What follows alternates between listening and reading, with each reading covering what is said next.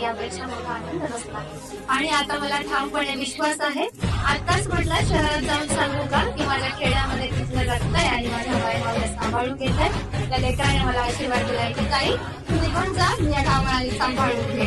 आता मला परत त्या गावात यायची गरज पडणार नाही, कारण हे लेकरू तुम्हाला सांगेल की मी भारीवर अन्याय नाही झाला.